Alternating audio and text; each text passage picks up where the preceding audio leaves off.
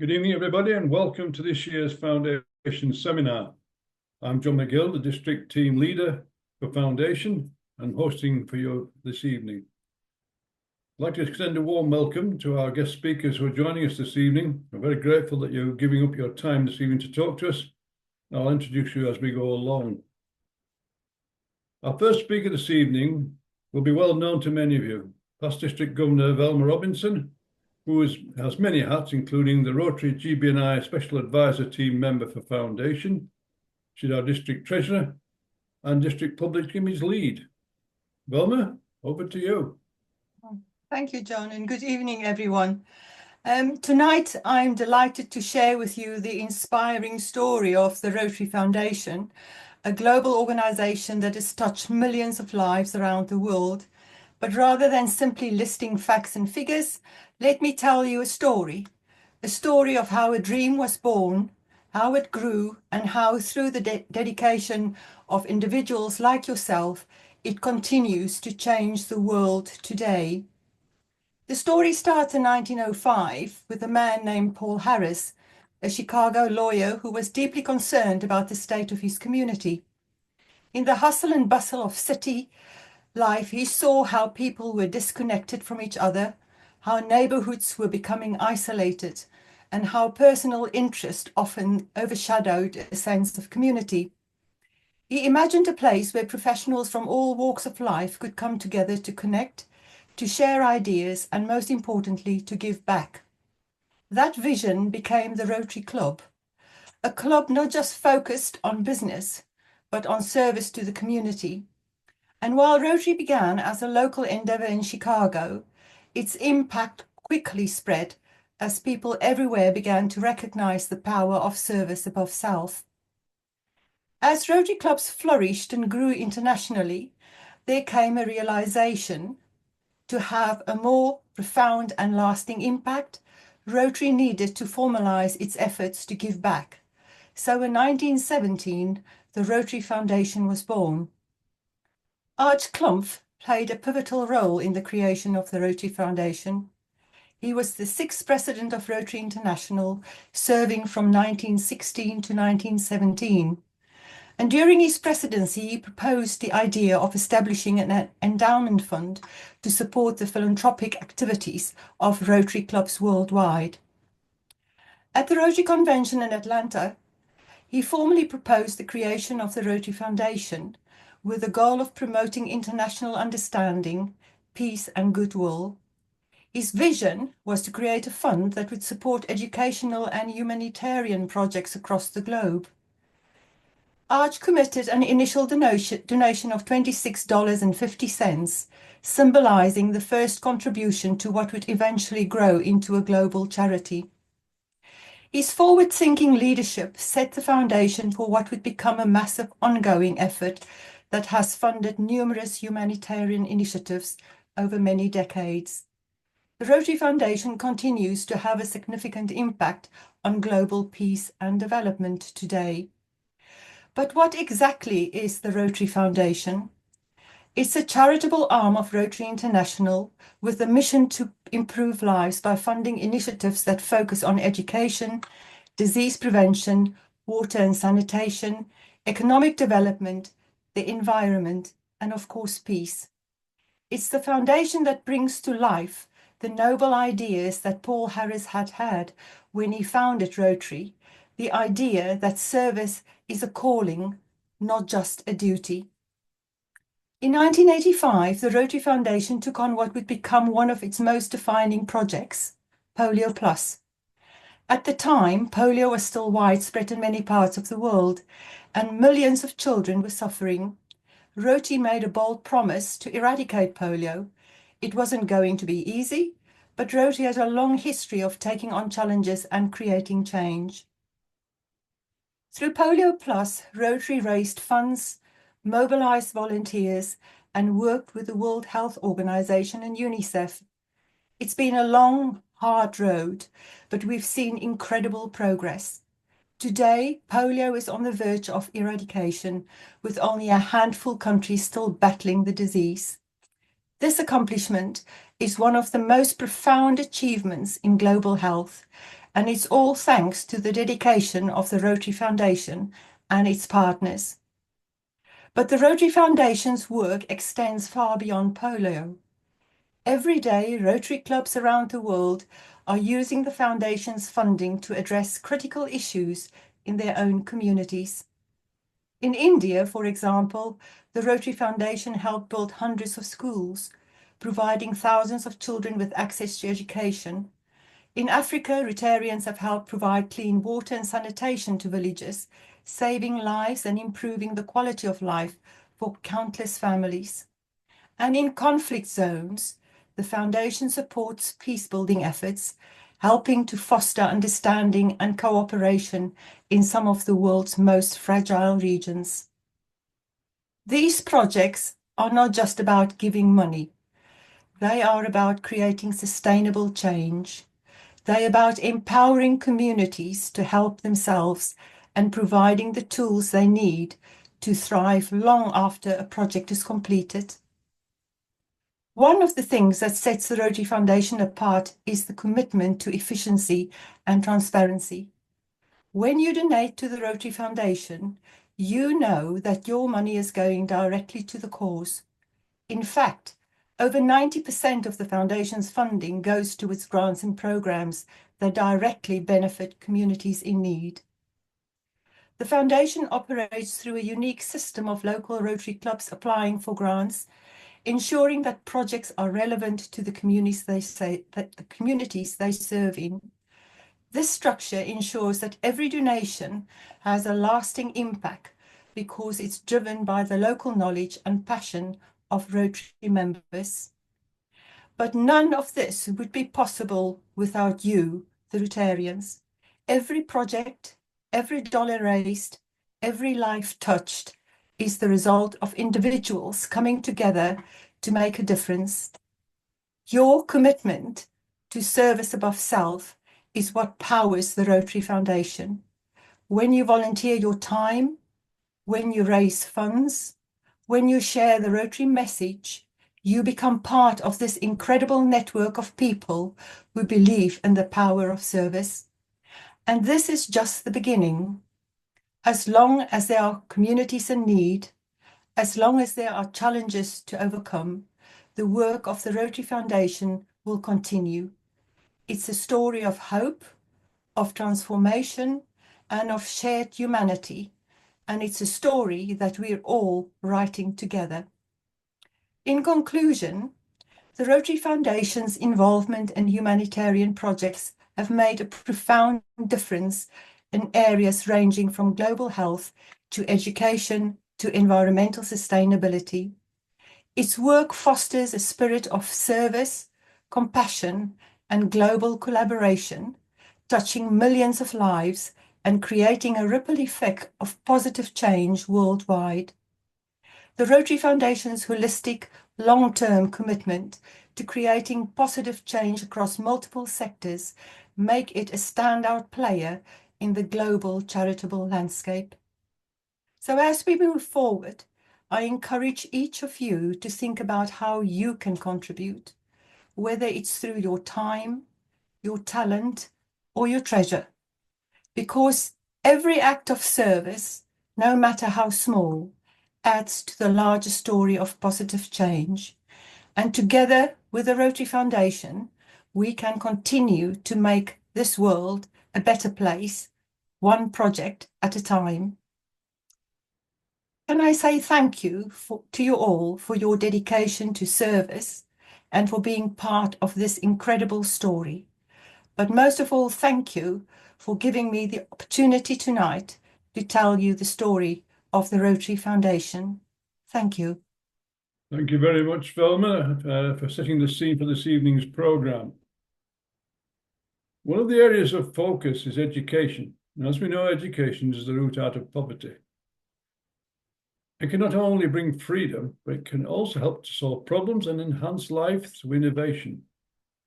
So we're going to look at two areas in particular now. Firstly, the vocational training teams. And I'd like to introduce to you our very good friend, Kadaba Vazyadev, better known to many of you as Vaz. Vaz, the floor is yours. Hi, good evening, everyone.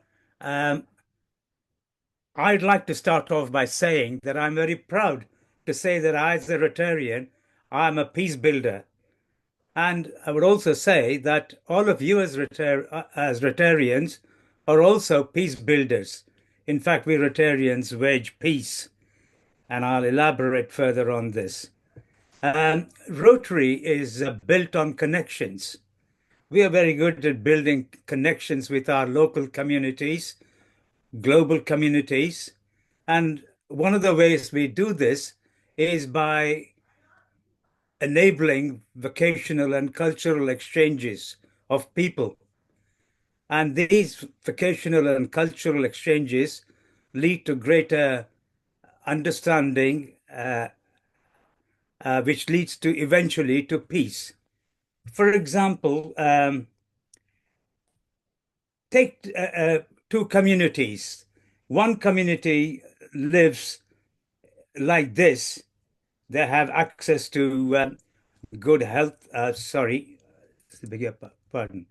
They have access to good health, education, water and sanitation, etc. And therefore, they are happy and peaceful and live at peace with everyone. Contrast that with people who live like this. Their quality of life is very poor compared to people like this.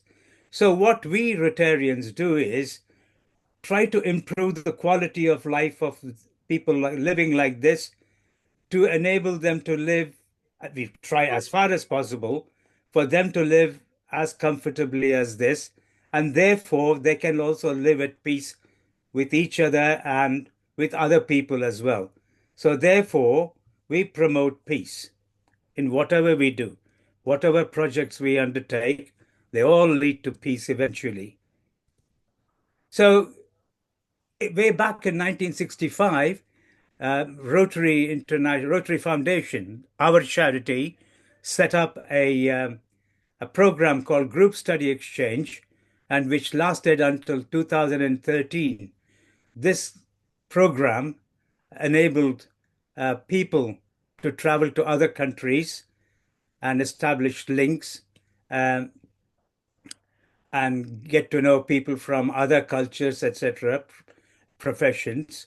But eventually, this program was found to be rather unsatisfactory. And therefore, in 2013, the Rotary Foundation came up with a bigger, bolder, and better program called the Vocational Training Team, or more commonly known as VTT. And I'm going to talk very briefly about the VTT. What is a VTT? The main objective of a VTT is to transfer knowledge and skill in a particular area between two groups of people. So a group of people travel to another area, and then they'll either teach, learn, or both. It can be any of those. And while they are away in another part of the world or in their own country, they visit Rotary clubs, make cultural visits, thereby promoting friendship, fellowship, international understanding, and goodwill, and therefore leading to peace. Now, I'm going to talk a little bit about how these VTTs are funded. They can be funded with a district grant or a global grant, or indeed an individual Rotary club can fund it. But the majority of VTTs are undertaken with a global grant, and therefore I'm going to talk mostly about a global grant VTT. A global grant VTT, because it utilizes funds from the Rotary Foundation, has some strict rules, stringent rules to follow. So one of the requirements is that the topic or area of focus that you choose must align with one or more of the 7 areas of focus of the Rotary Foundation. It must build the capacity of either the team members or the benefiting community. It should be sustainable and have a measurable impact on the host community. And it's always between two countries. So you have to have an international partner. And it can be two-way if required. So a team can go from country A to B, and then in return, a team from country B can come to country A. But it's not essential. And another requirement is that it must have at least two members. The team should have at least two members. They can either be Rotarians or non-Rotarians. And each member of the team must have at least 2 years of professional experience in the designated area of focus. The leader of the team, however, should ideally be a Rotarian with expertise in the area of focus. But if no such Rotarian is available, one of the members of the team, a non-Rotarian, can be designated as a leader. There are no age restrictions, and the length of visit is flexible, but usually it's anywhere between 4 to 6 weeks. And the budget is the minimum of $30,000. That's the minimum for a global grant. That's about the global grant, VTT. Very briefly about the district grant, VTT, the requirements are not so stringent. The topic or the area of focus should support our foundation's mission to promote goodwill and peace, improve health, support education, and alleviate poverty. The arrangements are very flexible. You can choose how many members you want to send, how long they want to go, and so on, and the budget. It can be intra-district, within the district, or inter-district or international. So it's very flexible. And as far as the VTT funded by an individual Rotary Club is concerned, is flexible in every way. And once again, it can be within the district, inter-district, or international. But there are not very many of these. I haven't come across many of these. But should any of you wish to do a VTT on your own from your club, it's perfectly feasible. So way back in 2014, our district, we sponsored a team from District 3192 in Bangalore in India to come to a VTT team, a vocational training team visited us, and this was the area of focus was palliative care. The palliative care was poorly developed in Bangalore for a big metropolis like Bangalore is. So the idea was that they would come and learn from the people here, because the hospice movement is well advanced here. So this is a group of people all connected with the palliative care. So there was a lady who was a nurse. This lady, there were two doctors. One lady was a cancer psychiatrist, and another lady was a fundraiser. They were all from various hospitals in Bangalore. They came here and spent about, I think, 4 weeks, 4 to 6 weeks, and they observed, learned what our way of how we undertake palliative care, and then they've gone back with that knowledge to apply way back in India, in Bangalore. So that was a very successful VTT.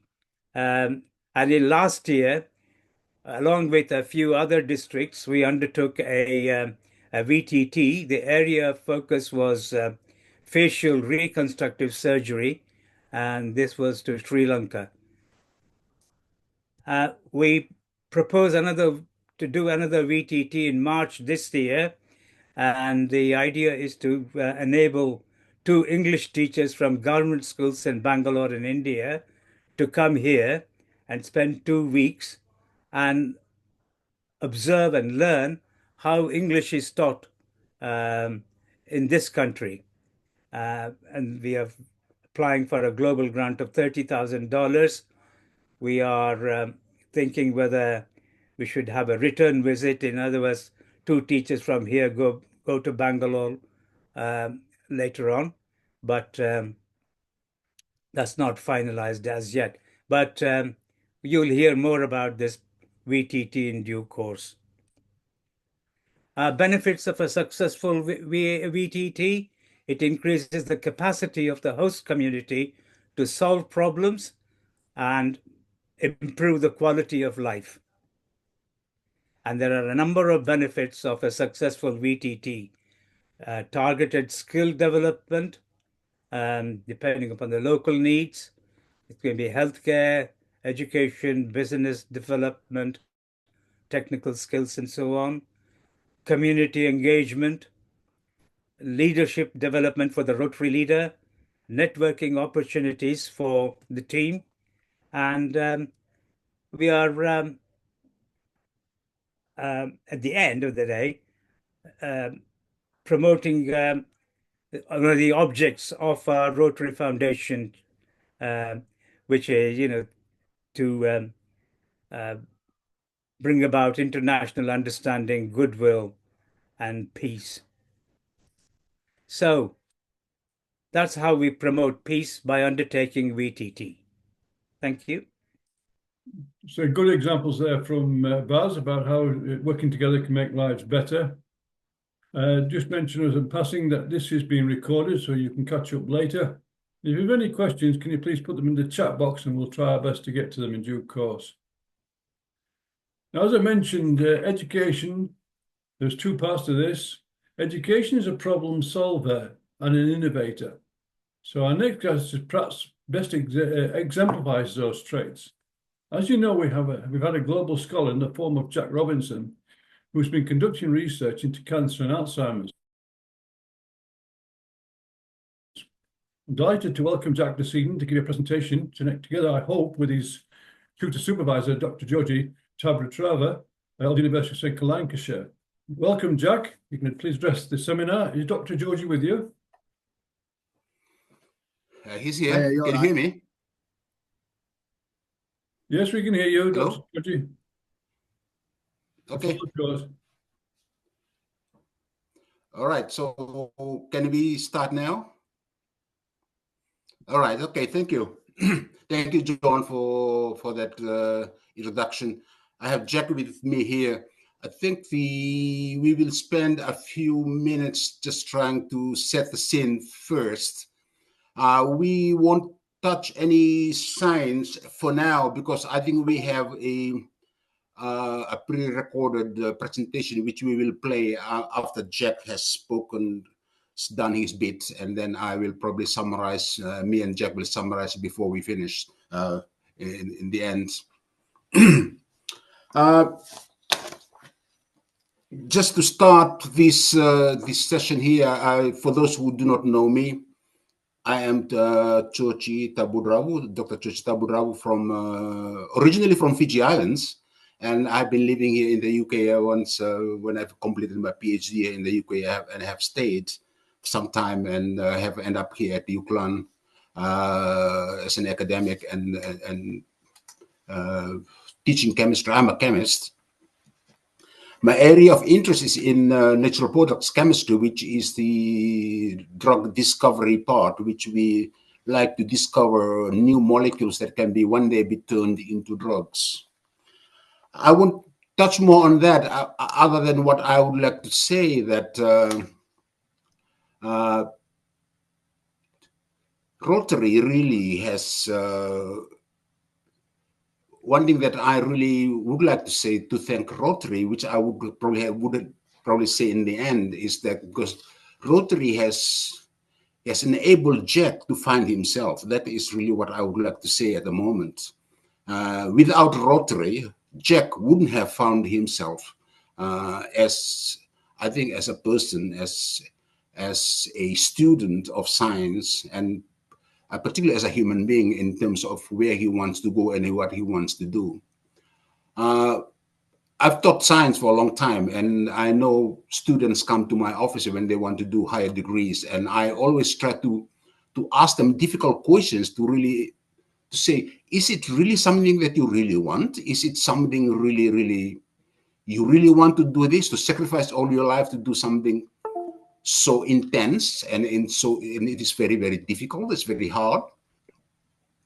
So when Jack appeared into my office back in 2001, when he completed his degree with me into his dissertation in 2020, I didn't really have, I was sort of like caught in the middle, and I thought I really wanted to help this boy to do what he wants to do. He wants to do a PhD, and I was hoping that I would convince him not to, but I stayed silent at that point because some of my colleagues were saying, I'm not too sure whether Jack will be able to do it.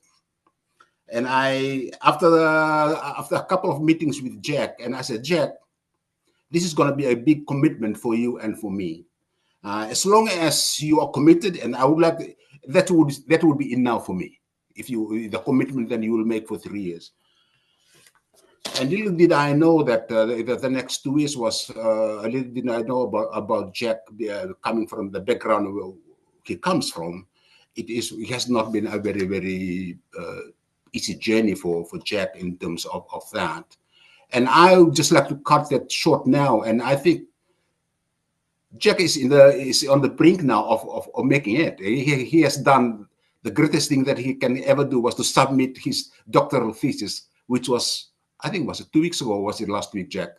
Yeah. Yeah, the other Friday. Just over a week ago. Yeah, just over a week. So yeah, so there has been, and I said I will probably talk about that later, but without Rotary, I don't think Jack would have made it. That's my honest academic opinion from where I am now. And I would like to thank Rotary for that, because it enabled him to come back as a scientist, as a human being, as a person who is independent. And the trip to Egypt was the made of him. Yeah? Jack, without saying more, I would like you to tell about your experience. So what did you do and what did you find out? I mean, the science we'll talk about that later, but okay. It's up to you now. Yeah, that is brilliant. Thank you for that introduction, Georgie. I'm just to start with, I'll just make sure I'm clear. Can everybody hear me and everything? Yep. Yeah, is that fine? Right. Good evening, everyone. It's an honor to be here today and share my journey with you, to express my deepest gratitude for Rotary for this incredible opportunity they have provided me. Without the generous support, my dream of completing my PhD in Egypt would not have been possible. Due to myself being a self-funding student, I've faced the daunting reality that pursuing advanced research was, in essence, beyond my financial means. But thanks to Rotary's sponsorship, I was able to dive, quite literally, into one of the most fascinating and promising areas of natural product chemistry, exploring the depths of the Red Sea in search of new medicines. This research was not just an academic pursuit, it was a mission to uncover novel compounds that could one day contribute to the fight against some of today's most pressing health challenges. My experience in Egypt was transformative. It's pushed me beyond my comfort zone and it's given me the confidence to go further in my field. I learned not only about the rich biodiversity hidden beneath the waves, but also about perseverance, collaboration, and the impact of science on real-world problems. With this newfound expertise, I am now dedicating myself to writing scientific papers that will advance our knowledge of natural products and their medicinal potential. I want to contribute meaningful research that could one day aid those who need it the most. Beyond academia, Rotary support has given me something greater, the ability to shape my own future. The knowledge and skills I have gained through this experience will enable me to build a career in research that not only provides financial stability for me, myself and my family, but also allows me to give back. Whether this is through mentoring young scientists, supporting students who struggle financially as I once did, or continuing my quest for new medicines, I now have the foundation to make a long and lasting impact. Rotary didn't just fund my PhD scholarship, they've invested in my potential to create change. For that, I am eternally grateful. My hope is one day that my research will contribute to solving health challenges of our time, improving lives across the globe. Thank you to Rotary for believing in me and making this journey possible. So thank you, Rotary. And also a big thanks goes to John and Velma at Rotary for helping me make this happen. And also a big thanks to my supervisory team of Georgie, Ahmed and Arta for their scientific guidance and expertise along the way. Thank you so much. Okay, thank you, Jack. I will now play for you to look at what some of the things that Jack had done in Egypt. It's a pre-recorded presentation. Hopefully, I hope it works. Sorry. So I think I need to share something. Share screen. And there.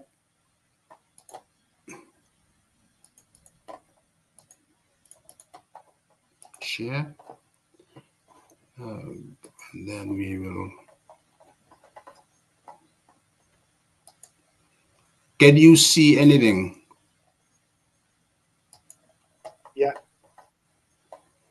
You can see it. Okay, let me just see if I actually can play it. From beachside to seaside, exploring the secrets of the pharaohs. Good evening, everyone. I am Dr. Georgie Tabudrahu, Director of Studies for my PhD student, Mr. Jack Robinson, who was awarded a global scholarship to Egypt in 2022-23. In this presentation, we will briefly talk about the project that he undertook in Egypt in a more or less formal setting.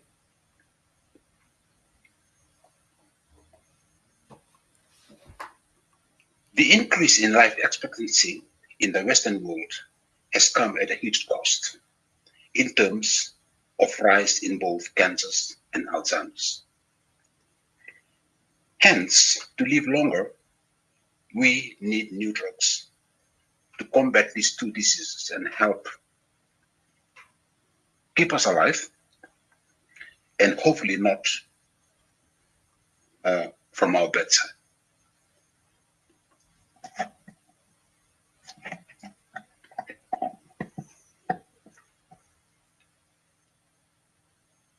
Why natural products?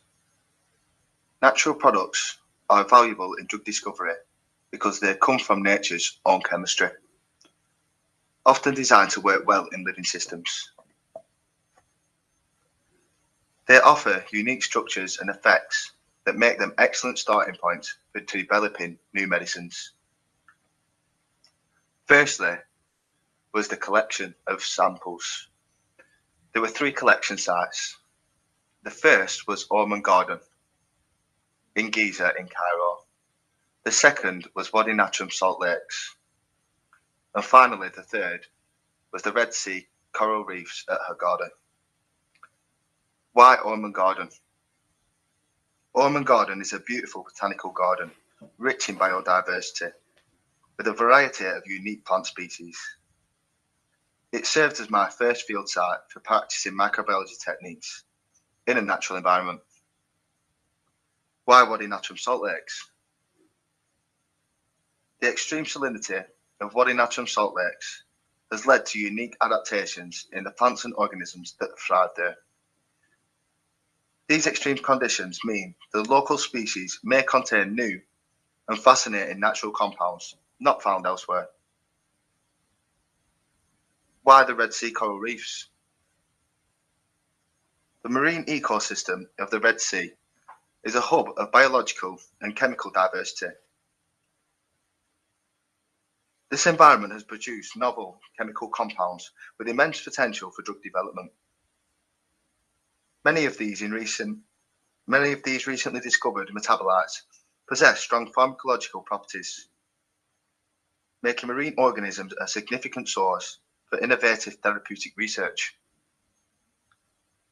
Secondly was the culturing of microbial strains. The microbial cultures were isolated from these sites, were grown in the lab at the National Research Centre in Cairo. The laboratory conditions in Egypt differ from those in the UK. With fewer health and safety restrictions, we were able to begin work without delays, allowing for a more dynamic and responsive research pace. This was followed by the biological evaluation of the strains. In Egypt, we performed several bioassays, including antimicrobial tests, which targeted various bacterial and fungal strains, as well as an antibiofilm assay. Biofilms are aggregations of bacteria that contribute to antibiotic resistance, so these tests were really crucial. We also conducted an anti-Alzheimer's disease bioassay to assess the potential of these natural products in addressing Alzheimer's symptoms. This was then followed by bioassay guided fractionation. To isolate bioactive compounds, we used a series of extractions and chromatography techniques guided by bioassays. This approach ensured that with each level of fractionation, we moved closer to purifying compounds with potential therapeutic value. Finally, is the structural elucidation of the pure compounds. Once pure compounds were isolated, we used several techniques to determine their chemical structures. Firstly, mass spectrometry was carried out, which measures the molecular mass of the molecule. This can be then used to give a molecular formula of the molecule. NMR, nuclear magnetic resonance, was also used to identify atom types and counts within the molecules. IR, infrared spectroscopy, identifies bond types within the structure.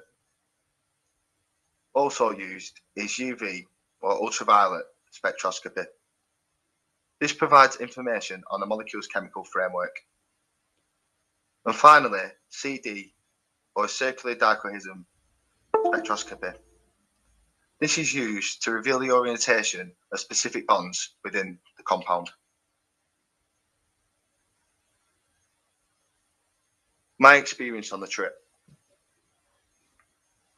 This was my first time living in a different country. And for those first few weeks, it was quite an adjustment. I quickly noticed that I stood out.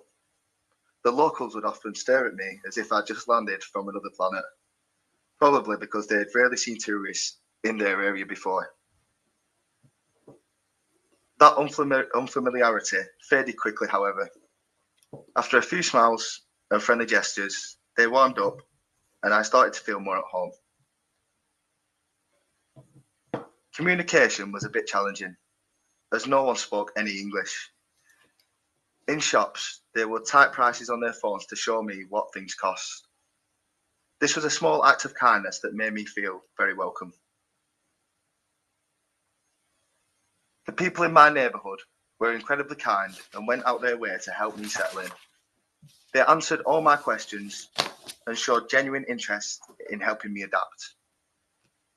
I even made a few friends at the local gym, people I ended up seeing often. My supervisor in Egypt, Ahmed, helped me find a cosy flat that immediately felt like home. I also discovered some amazing local spots with delicious food, quickly making them my go-to places to eat. During my time there, I went on several unforgettable trips. I sailed down the Nile, explored the National Museum, and of course, I visited the iconic pyramids at Giza.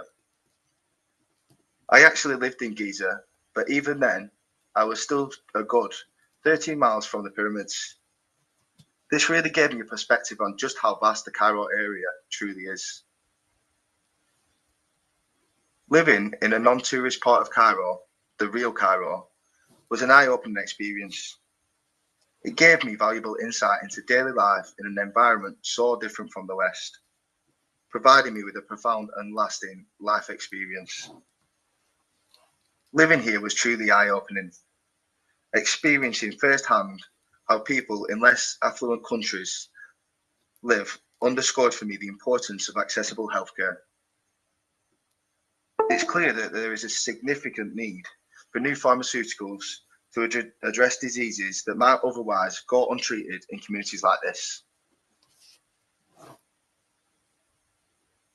Thank you for everything, Rotary, for this wonderful opportunity to find myself, to grow as a person, find independence, and grow as a researcher.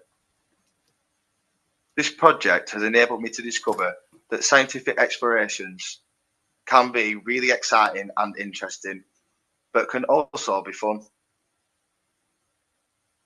That has enabled me to share and experience life in a totally different society, meeting different people with different values. I may have also possibly discovered the new billion-dollar molecule that may help alleviate both cancer and Alzheimer's. So thank you, Rotary, for everything that you've done to enhance my experience and to make everything happen. Thank you to Velma, to John, to my supervisors, Georgie, Arta and Ahmed, for everything that they do for me and for making my experiences happen. Thank you, Rotary. Just like to echo what Jack had said in terms of thanking the team and the people that who have supported Jack along the way, particularly Andrea from the University of from UCLan, and of course the technical team at the University of UCLan in terms of supporting Jack in terms of the technical things there, enabling him to process all the data that he needed for his PhD. Just in summary, I thought just to say this, just to continue what I had said before. I think we from an academic perspective, I sent a boy to Egypt, a boy that was sort of like sometimes lost, but he came back as a man. He came back. This is a real. I was very proud when he came back because I could see the change. To me, the PhD really started when he went to Egypt. That's when really the PhD really started. That's when I thought the biggest growth and change that Jack had undergone was when he was in Egypt, not when he was with me at UCLan for 1 year.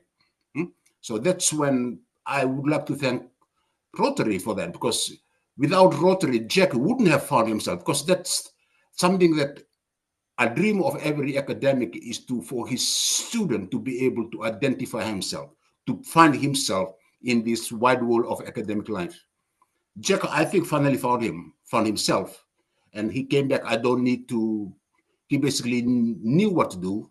He became completely changed when he came back. And as you must have heard now, Jack has successfully submitted his PhD, which is absolutely a phenomenal task for Jack in terms of the work that he wrote, he presented, he has submitted. I have no doubt that I probably shouldn't say much, but I would have no doubt that Jack still needs to defend his viva, which will be done on the 1st of April. Hopefully, so with fingers crossed that we'll work hard with Jack in the next few weeks to make sure that he's prepared for that important examination that he will undergo in April, and still on track to graduate in July. And I think Jack has huge aspirations, as he said already, that he wants to move on and do research further down the field to establish himself in this area.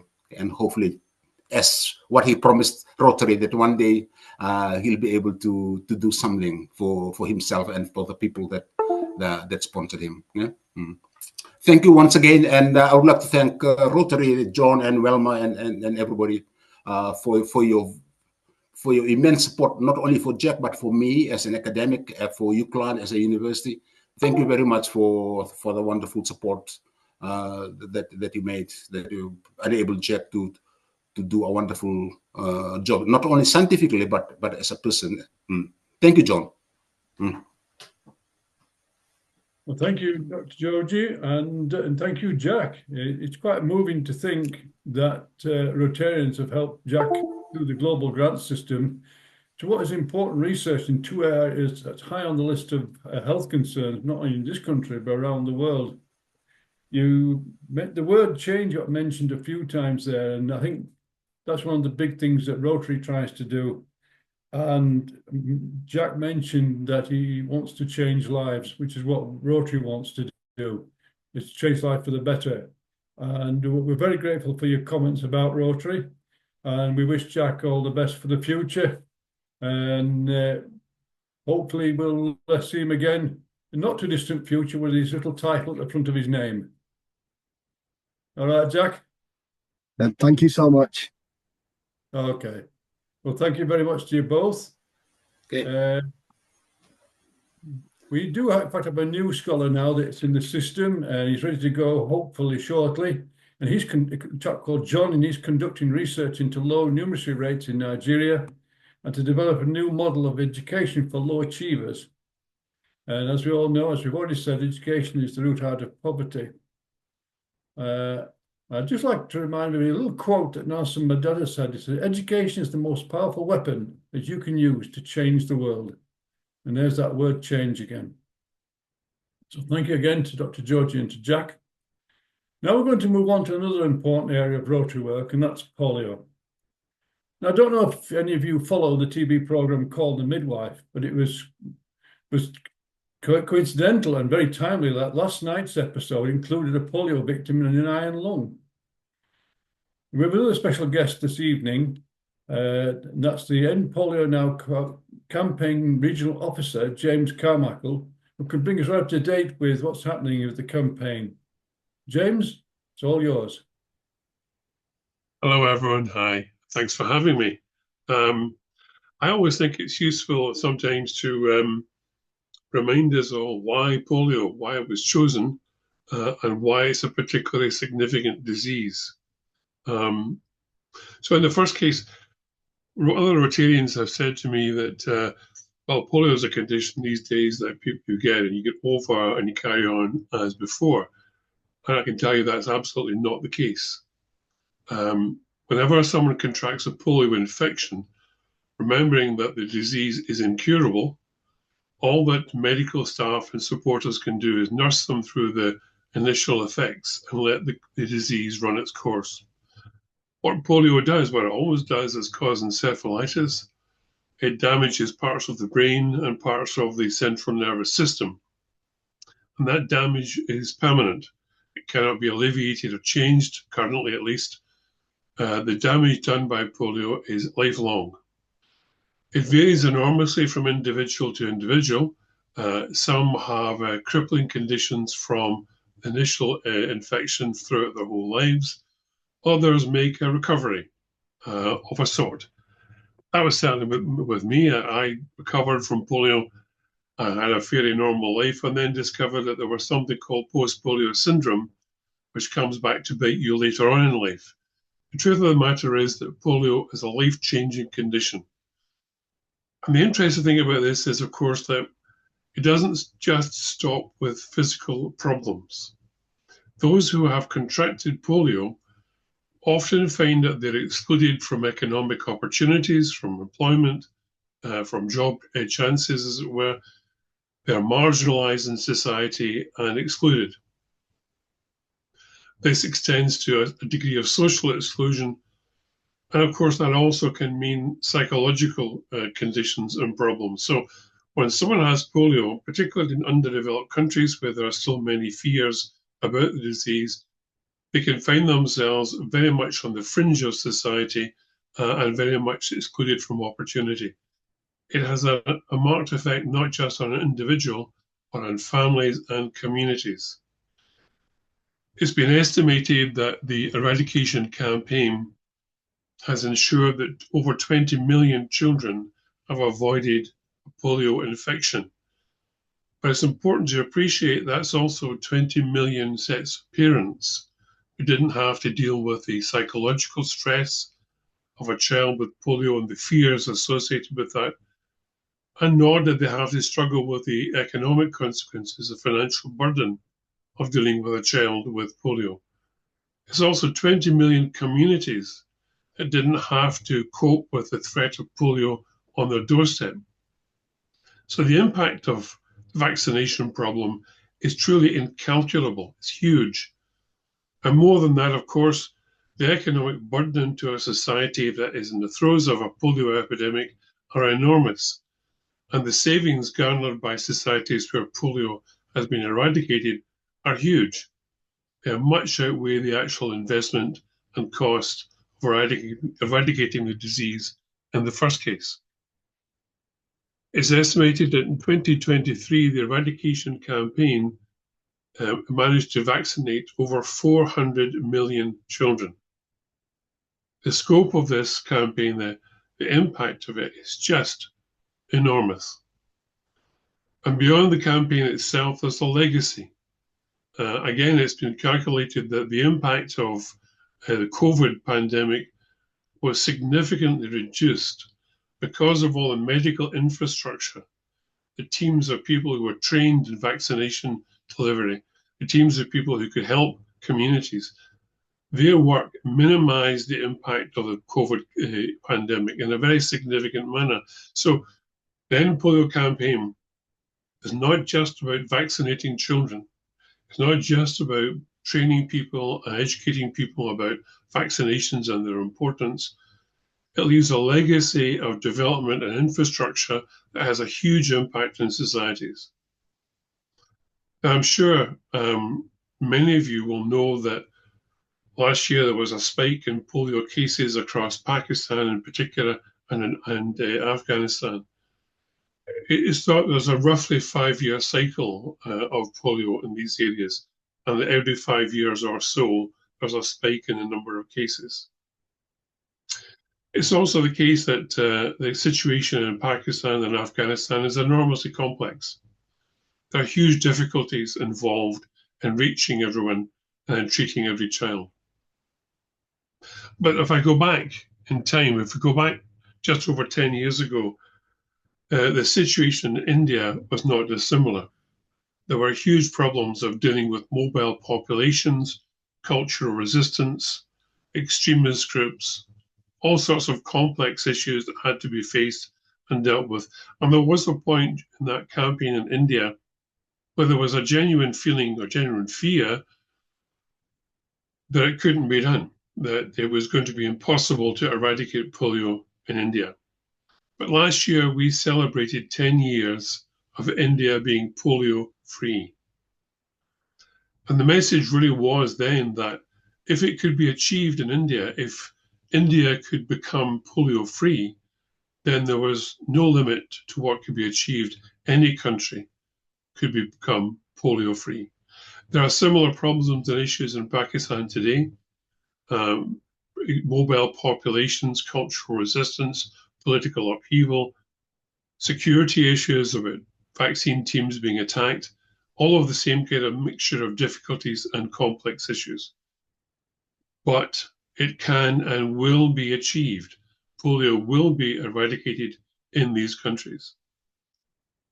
We only have to look to the situation in Gaza to get some understanding of how this operates. Gaza was an enormously dangerous and difficult situation to intervene in.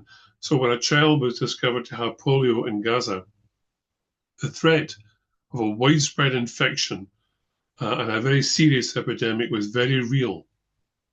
However, something like 94% of the children in Gaza have been vaccinated. That's a huge testament to the bravery and determination of the vaccination teams who went into Gaza to deliver those vaccines. And also a huge testament to the bravery of parents who managed to get their children to clinics to be vaccinated. And that kind of determination, that kind of commitment is a measure of how strong the campaign is and what it can achieve. There have been no more cases of polio in Gaza, and that is remarkable given the circumstances and the difficulties there. And as I say once again, a huge testament to all those involved, and an indication of how this campaign can and will be successful. I know that there is skepticism, but I can tell you the determination to combat this disease in Pakistan is unwavering, and the commitment to pursue every child and to vaccinate everyone to protect them against this disease is very firmly established. It will be achieved. I like to think of it this way. When we look at the news articles and the daily account of things around the world, we can see that the very worst that humanity is capable of. We see examples of the destruction brought by war and conflict, all too readily presented to us. What we're less aware of is the simple fact that the End Polio Now campaign is an example of the very best that humanity is capable of. It encapsulates, if you like, the very spirit of Rotary. That is to say, it is about service above self. I recommend that campaign to each and every one of you. And I can say in a very heartfelt way that a thank you, a big thank you to every Rotarian and every club that contributes to this campaign. The great thing about Foundation, as we know, is that every contribution, no matter how small, makes a difference. So I'm going to say that every club and every Rotarian, if you can contribute even a small amount to the End Rotary Now, End Polio Now campaign, you'll be part of truly something historic and significant. And you can be able to say in future with pride that you've been part of a truly outstanding humanitarian effort. So thank you all, and thank you from me personally. Thank you, James, for that. Thanks for bringing us up to date. Do you want to talk a little bit about the surveillance systems? Just go into a bit more detail there, because I think a lot of people don't know that much about surveillance. Certainly, yes. Well, the thing to remember is that most people who contract polio will be more or less asymptomatic. That's to say, for many hundreds of cases of polio in a community, the symptoms will be relatively mild. So I can tell you, for example, that between the mid-1940s and mid-1950s in Britain, it is estimated that about a third of all children in Britain had polio. But they would have had mild symptoms, quickly forgotten and unrecognized. And therein lies the difficulty with polio. It is not easily identified when it's in a community. It takes proper scientific testing and laboratory testing to really detect the presence of the disease in a community. About 1 in every few hundred cases of polio will have paralysis, but the majority of cases will not be noticed or understood or diagnosed. So surveillance is absolutely vital, because it's the only way that we can track the disease and know that it's present in a community. So all of the results that we have from Pakistan and Afghanistan, the most significant is the lab results that tell us about the movement of the virus and where it is popping up in different communities.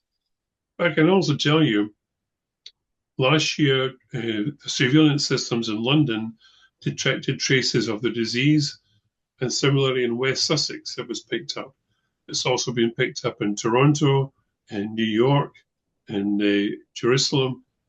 In other words, it's surveillance that allows us to understand where the disease is, where it's appearing, and how it's behaving. So the investment of the Polio Plus Fund in the building up of laboratory resources and training staff to run these laboratories is vitally important to monitoring the disease and understanding where it's appearing. And that is an essential task. And I can tell you that in the Yemen, there's a doctor who gets up of a morning, drives to a remote village, gets out of his car onto a donkey, goes up into the hills of Yemen, collects samples, makes that return journey, and then the next day drives all the way to Oman to deliver the samples in order to identify where the virus might be appearing. That's the scale of the effort and commitment involved in this campaign. Thank you very much, James, for that. John, I think there might be a question that John Okay. Bamford got his hand up. I don't know if it's about polio, but I'll let him in. Go on then. Okay, John? Right. It's not a question. I've just put in a plug in, taking the opportunity to try and get some publicity. We've got a bike ride in virtual reality using Zwift on the 2nd of March. It's to raise funds for the Rotary's End Polio Now campaign. If you want more, if you know anybody's welcome. If you know any friends or family that have got the Zwift, this is one of these bikes on a trainer, you'd be very, very welcome to join us. Also, if you just want to make a donation without doing the ride, that's fine. So thank you very much. Anyway, contact North Fyle Rotary. Thank you. Well done. That's very good indeed. So James, if that's it for you, thank you very much for your time this evening and for giving up your evening. Going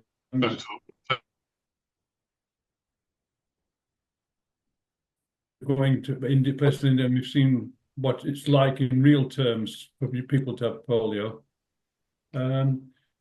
You talked quite a bit about things. I just want to mention something that comes up when I've been talking to clubs, and you often hear people saying, you don't get much for £1 these days.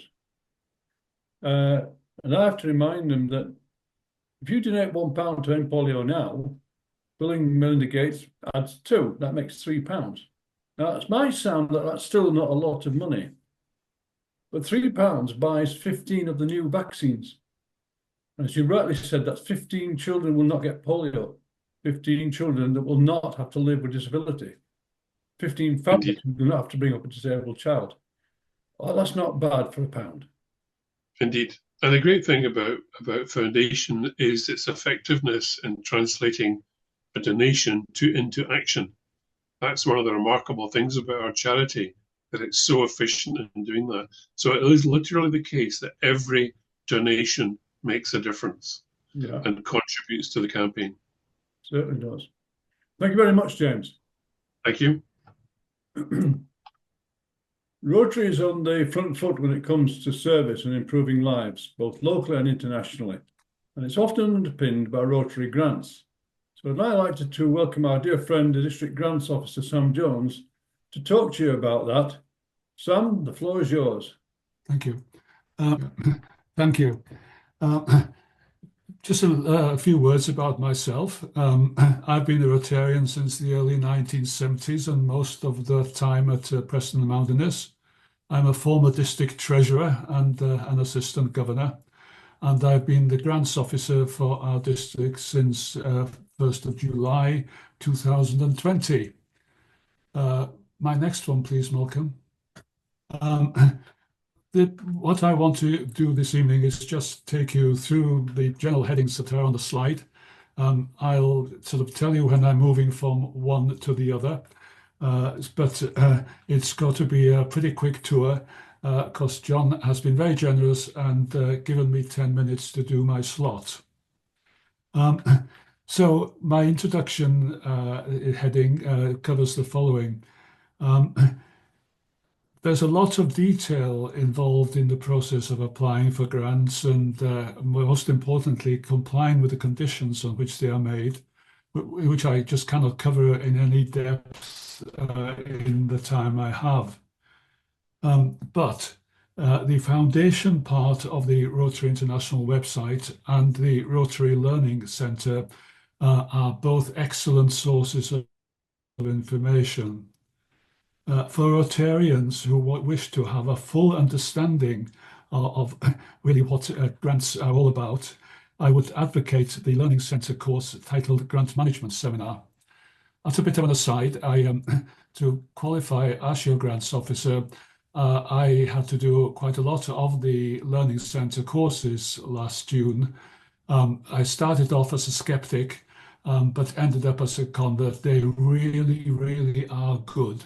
And I would advocate you, whether you want to go into the full detail or just have a general look at them, please do. That's the Rotary Learning Centre. The district grant pages on the district website have just been expertly updated by Rotarian Wendy Aldred on the foundation team's behalf, and now has detailed guidance as to how to access both the website and the Learning Centre. Again, I am obviously very, very willing and ready to help. Just before I move away from the introduction, just want to say, please remember, as you navigate the challenges of the grant system, and it can take a long time and it can appear touch bureaucratic, just remember the benefits the grant funds can bring to both local and international communities. I move on now to my next heading, which is the basics.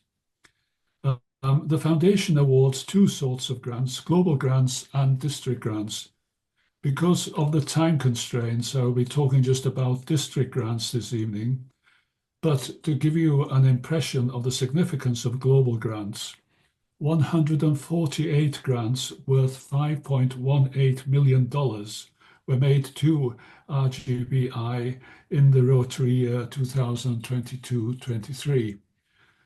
By the way, Rotary Foundation talks in dollars, as befits an American organization. So I will do a bit of exchange switches in that parts, but mostly in dollars.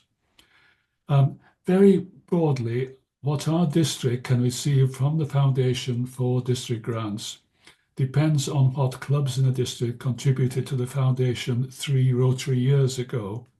The more we contribute, the more we get back.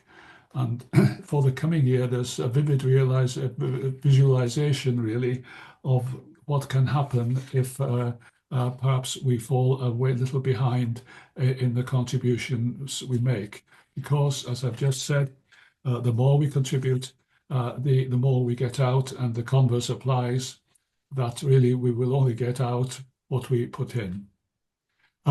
District and foundation officers at all levels are heavily influenced in their decision-making over grants by the Foundation's 7 areas of focus, which have already been mentioned tonight. These are what the Foundation will allow its money to be spent on. By way of a reminder, to the extent that it's needed, the areas of focus are preventing disease, providing clean water, supporting education, growing local economies, saving mothers and children, promoting peace, and supporting the environment. Clubs and districts must adhere to the Foundation's reporting deadlines and can be barred from applying for district and global grants if reports are outstanding. I'm pleased to say that currently District 1190 has a 100% compliance record, and it's in all our interests to keep it that way. To qualify for a Foundation District grant in 1190, a club must attend a District Foundation seminar such as the one we are holding tonight. I move on now to say a little bit more about district grants. District grants can be used to fund a variety of district and club projects that fit into one or more of the areas of focus. These can either be local or international.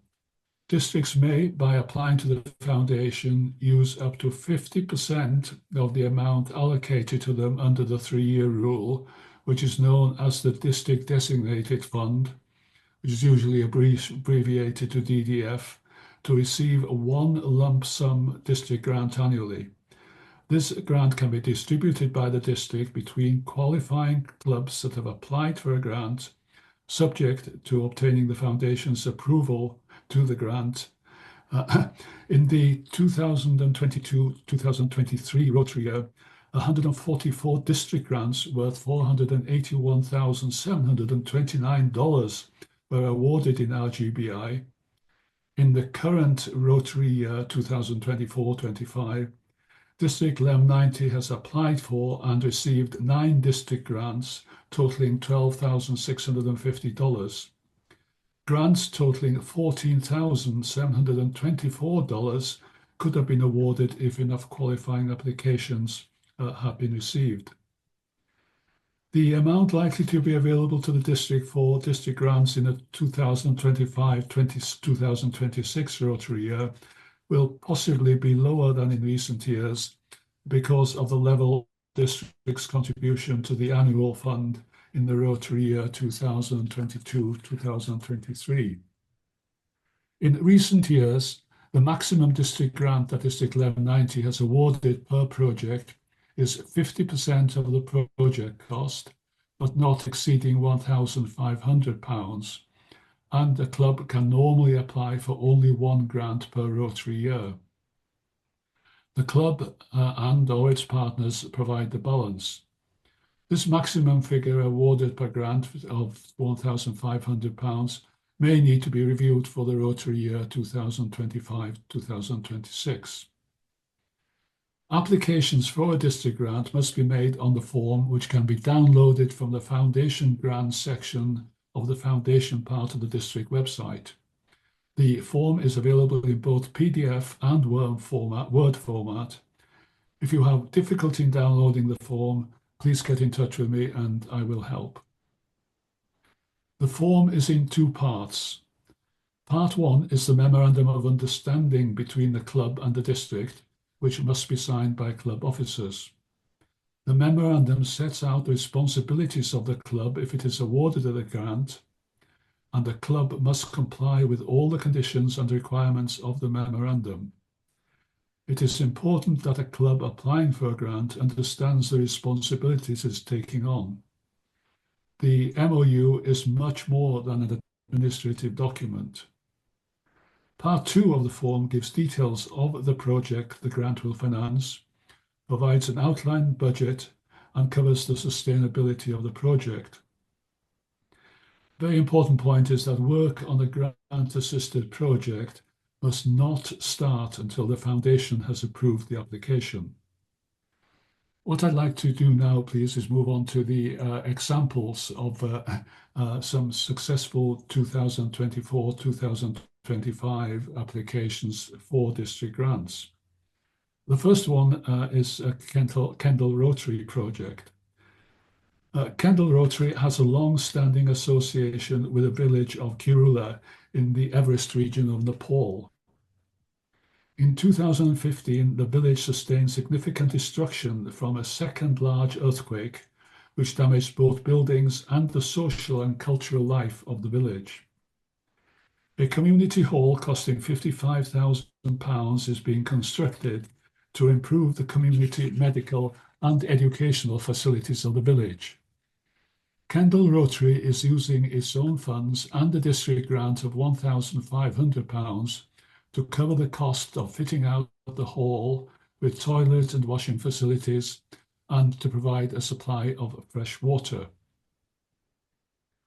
The next one I want to tell you about is Garstang and Overwire grant. Garstang and Overwire Rotary is very, very embedded in its local community. The Garstang Scout and Guide Hut is used by 250 youngsters and their leaders every week. The flat roof section of the hut got into a very poor condition and was leaking badly. Buckets, bowls and towels were needed to manage the situation when it rained. Repairs were costed at £4,380. The Scouts and Guides raised £3,380 of funding. A district grant of £500 was awarded for the repair project, which was matched by £500 contribution from club funds. The hut committee now has a maintenance and repair program to keep the hut in good order. It's now the Upper Eden Rotary project I want to tell you about. After a visit by the members of the club, they learned that and were very impressed by the work done to provide mental health support at the Growing Well garden site at T-Bay. Members identified that the site was short of communal facilities and on-site compost bins. A suitable area was identified for the installation of 4 large concrete compost bins, 2 outdoor seating booths, and 1 large communal table with seats. The club undertook to cover the cost of purchasing the materials and to provide the labour for the construction work. A district grant of £1,000 was awarded, matched by the same amount of club funds.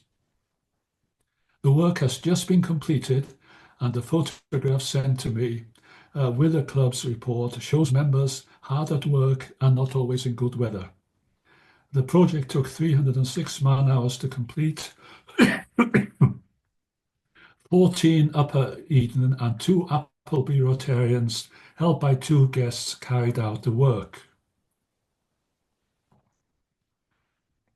Next, I want to mention the Lonsdale Rotary and Kirkcaldy Rural Fylde Rotary project. These 2 clubs have been involved for many, many years, with 15 nurseries built in Malawi with the aid of a Foundation Global grant. Over the years, Foundation grants and funds from the 2 clubs, using the local expertise of a small Scottish charity called Classrooms for Malawi, have been applied in maintaining the nurseries and training caregivers, and this has had to be done because of the funding availability in phases. The latest phase was to carry out repairs to the building and drains at 3 nurseries and to provide 270 bars of hand-washing soap at each of the 15 nurseries. The total cost of the work and items was £4,000. The 2 clubs and Classrooms for Malawi provided £2,500, and the balance was covered by a district grant of £1,500. I hope that recital about 4 sort of projects that are being financed this year gives you a flavour of what's possible, and the good that sort of grants can do. So finally, I want just to cover the district grants process for the 2025-2026 Rotary year. This seminar is the starting point for the Rotary year 2025-2026 grants journey. Between now and the 25th of April 2025, which is the closing date, clubs should prepare and submit the applications for projects they want grant funding for to me as the grants officer.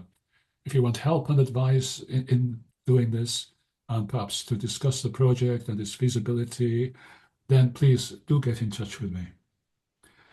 The District Grants Subcommittee, which is made up of the District Governor, the District Foundation team leader, and myself, will meet to consider the applications in May 2025. In July 2025, as soon as the new Rotary year starts, and it cannot be done any earlier, I will submit the district's funding application to the Foundation in Evanston.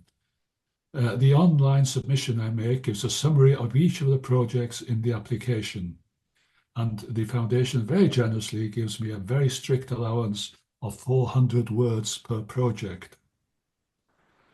Between July 2025, say, and August 2025, the Foundation in Evanston considers the district application and almost inevitably will ask for additional information from me.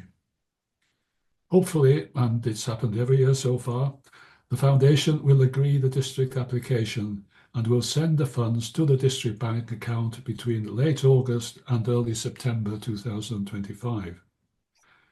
District Treasurer Val will then pay the grant monies to the successful clubs very promptly. The money must be paid into the club's charitable trust account.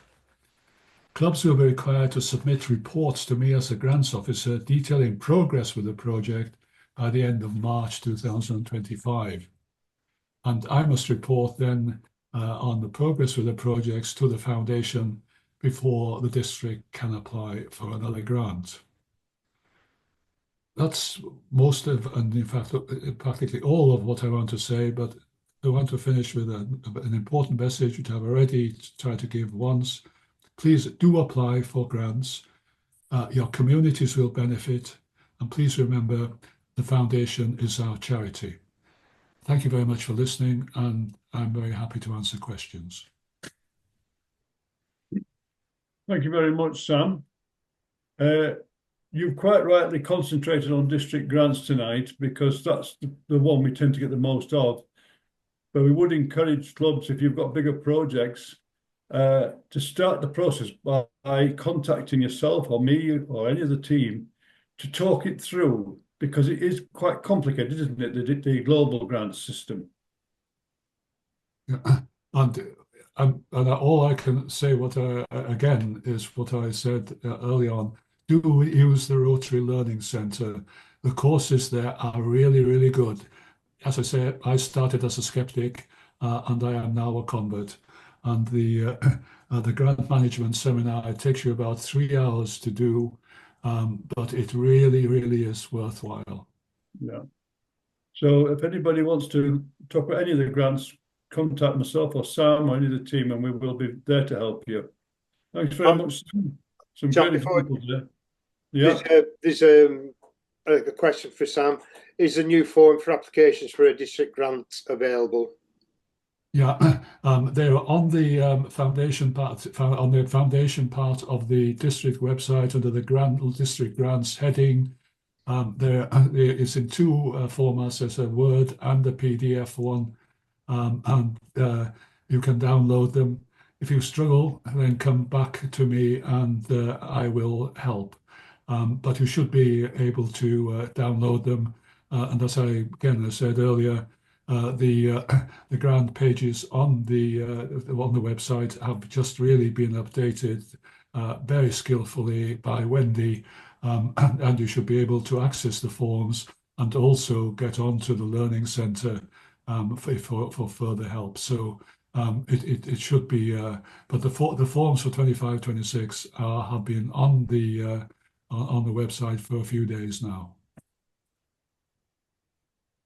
Thanks very much, Sam. You give some good examples there tonight. It was once said that the type and range of Rotary projects is limited only by Rotarians' imagination. So get your thinking caps on and let's get those applications in. Now, I've heard tonight about the development of the foundation, some of the great work done by Rotarians with the foundation support, and the potential to do so much more. But the question comes down to, where does the money come from?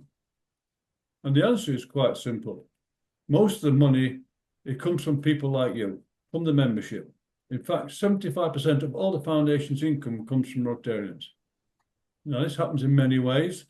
For example, through club collections and events and individual donating. And every pound counts.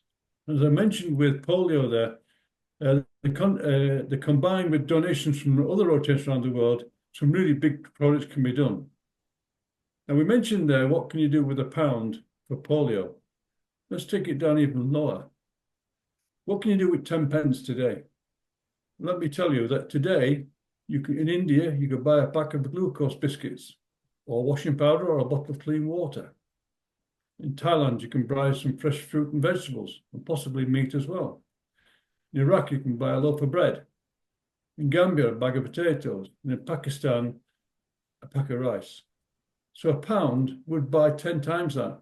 And the question you ask is, can you afford a pound a week to help those people? You might feel that you could do more than that and donate, say, $100 a year. That's about £80 a year and become a sustaining member in the process. We have Rotarians in the district who donate $1,000 a year. That's a little over £800 or about £67 a month. And they are what's known as Paul High Society members. In fact, you can donate any amount, be a major donor or leave a gift in your will, because every penny counts, as been mentioned earlier. It would be remiss of me not to mention the endowment fund. As the name suggests, the endowment does not spend the capital, just the interest, which means that if you donate to the endowment fund, long after you're gone, your donation will still be doing good in the world. How's that for a legacy? And let's put one myth to bed, that the endowment has plenty of money. We all remember only in recent years inflation at 11% and almost zero interest rates on savings. Well, the endowment fund was not immune from that. Indeed, it suffered a triple whammy: high inflation, low interest rates, and increasing demand from Rotarians, often responding to natural and sadly man-made disasters. So the foundation, if it's to continue to support Rotarians doing good in the world, it needs to grow. So please, donate to the foundation and to polio, our charity. Now a couple of notices as we come towards the end of the evening. First and most importantly, the grant application process is now open. So please start planning and contact Sam or myself, and we'll help you get those grant applications in. Secondly, we are trying to arrange 2 more foundation lunches, which are very popular, but we're having problems getting dates that don't clash with other events. So you'll have to watch out for news in the district notes, etc. Can I say a big thank you to our guests this evening who've given up their evening to come and talk to us, particularly Jack Robinson and from James and people like that. And we're very grateful to them and for their kind words about Rotary. And can I welcome the District Governor, Kath, to give her closing remarks, please. Thanks, John. Yes. Wow, what a great evening. And thank you to all the Rotarians for attending. It was lovely to see those numbers rise as we were starting the meeting. Thank you, Val, for starting us off and explaining about the power of foundation. I think many Rotarians don't quite grasp the power of foundation, and it is so very important to us as Rotarians and to clubs. We then heard from Vaz. Vaz has so much experience in what is available in foundation, and he focused tonight on the VTT. We love our acronyms, don't we, in Rotary? And I hope you now appreciate how the professional group exchanges are run and what is possible by using the foundation grant scheme and creating these amazing journeys for people across the world. Jack Robinson, wow, wasn't that fantastic? Our global grant scholar, we wish him so much luck in all his endeavours. He's worked so very hard. A doctoral thesis is a milestone in his life, as it would be in anybody's life, but he's worked so very hard and come so very far. Georgie said, without Rotary sponsorship, Jack may not have got through this journey. And we are so very proud of you, Jack. We're also glad that you were able to join us tonight and explain, a little technical for some of us, but we're so happy that you got there, and hope you have success in that Viva. I know they're quite tricky. Thank you.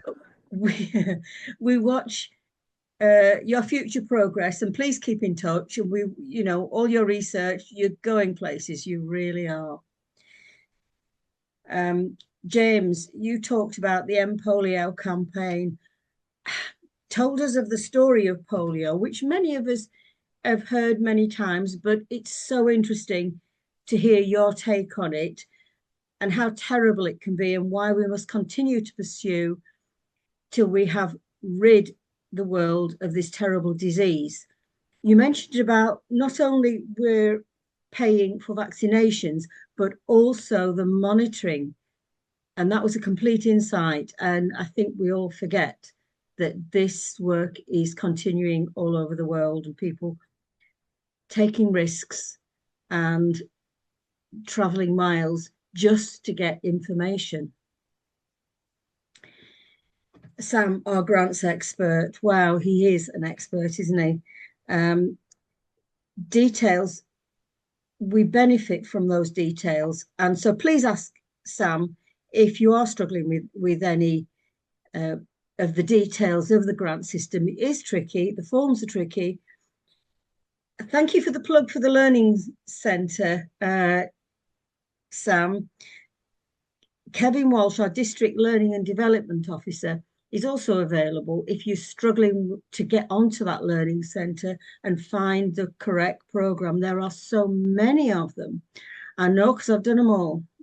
As you come up to district governor, you've got to go through the whole lot, hours and hours, but they are amazing. So please ask if you're struggling to log yourself in. I know there's some recent emails gone out to Rotarians about these. But please try and contribute to Rotary Foundation in the grant. It helps our grants. What we put in, we get out. And we do have Seamus Grant, that's a good name, isn't it? Attending our district conference. Little plug for the district conference, 12th of April at Lancaster House. Now, Seamus is attending. He's the Rotary Foundation officer for Rotary Great Britain and Ireland. And obviously he will be able to answer any of your questions. So book into the conference, go and have a chat to him. He'd love a chat about foundation, I'm sure. He's like a stick of rock. He's got foundation running through it. So I hope that tonight we have shed some light for you. Please ask our district team. We're all here to help. Don't be shy. We love you to ask questions, and we love to have a conversation with all of you. And again, thank you all for attending, and safe journey home. Bye, everybody. John, there's just a couple of questions. Yeah. First one from John East. Do the international grants need another Rotary Club abroad? A global grant does, yes. But the quirk of the system is that for global grant purposes, Scotland is a foreign country. Well, if there's no more questions, I think we can close the evening and say thank you very much for everybody who's attended this evening. We've had a good turnout. If you have any questions at all, please come back to any of the team, district team, Sam, myself, Val. There's plenty of people who can help you with all your grant questions. And particularly if it's a global grant, come and talk to us and we'll help you at that very early stage particularly. Thank you very much and good night.